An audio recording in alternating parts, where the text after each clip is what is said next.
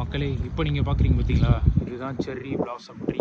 இந்த cherry blossom ட்ரீயில் உள்ள இந்த பூவை பற்றி சொல்லணும் அப்படின்னு பார்த்தீங்கன்னா, இது ஏப்ரல் கடைசியிலேருந்து மே ஸ்டார்டிங் வரைக்கும் தான் வளருமே. அப்படி பூத்த பிறகு இது வந்து 4லேருந்து 10 நாள் வரைக்கும் தான் வந்து இந்த மரத்திலே இருக்குமாமா. இது அதிகமாக நார்தன் ஹெமிஸ்பியர்லேயும் ஜப்பான்லேயும் காணப்படுது.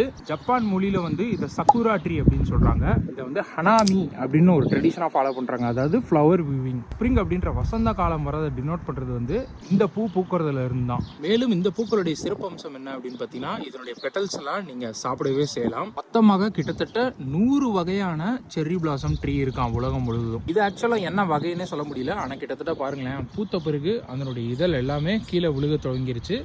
அதாவது அதனுடைய வாழ்நாள் காலமும் குறைய தொடங்கிருச்சுன்னே சொல்லலாம். இந்த டைமில் தான் வந்து இந்த செர்ரி பிளாசம் வந்து நீங்கள் பார்க்கவே முடியும். ஸோ டொரண்டோவில் இருந்தீங்கன்னா அங்கேயும் ஹை பார்க்கில் நிறையா இருக்கிறதா கேள்விப்பட்டிருக்கேன். எந்தெந்த ஏரியாவில் நீங்கள் இருக்கீங்களோ கனடாவில், உங்கள் வீட்டு பக்கம் செர்ரி பிளாசம் இருந்தால் இப்போயே பார்த்துருங்க, அது கொட்டுறதுக்கு முன்னாடி.